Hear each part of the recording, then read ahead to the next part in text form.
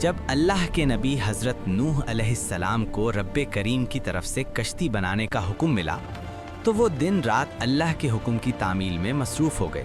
انہی دنوں ایک نہایت سادہ دل بوڑھی مومنہ عورت روزانہ اپنی چھوٹی سی پوٹلی اٹھائے حضرت نوح علیہ السلام کے پاس آتی۔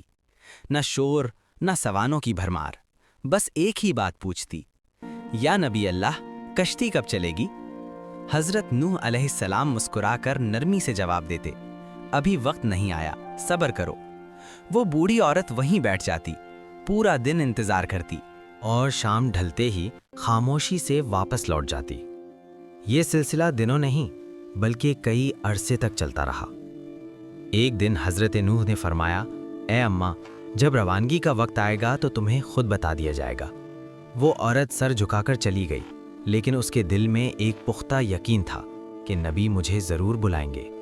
پھر وہ دن آ گیا جب اللہ کا عذاب نازل ہوا، آسمان سے بارش تھم نہ سکی، زمین سے پانی ابل پڑا، ہر طرف طوفان ہی طوفان تھا۔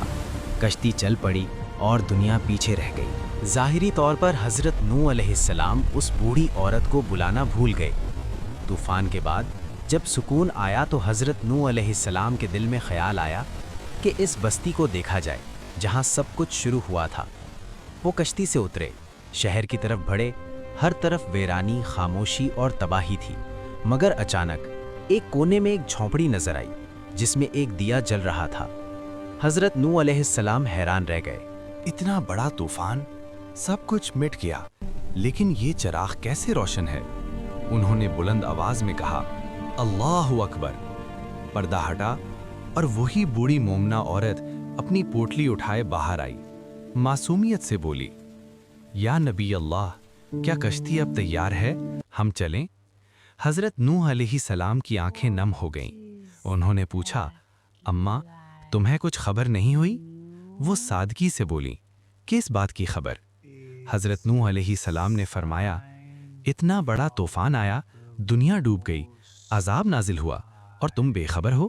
وہ عورت مسکرا دی اور بولی، یا نبی اللہ، بس ایک دن بادل گرجے تھے اور ہلکی سی بارش ہوئی تھی۔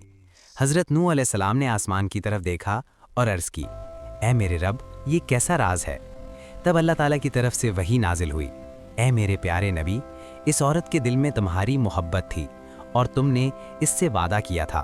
تم انسان ہو، بھول گئے، مگر میں رب العالمین ہوں، میں تمہارے وعدے کا بھی محافظ ہوں۔ میں نے اپنے عذاب کو اس تک پہنچنے ہی نہیں دیا، اسے احساس تک نہ ہوا کہ عذاب آیا اور کب گزر گیا۔ جس دل میں اللہ اور اس کے نبی صلی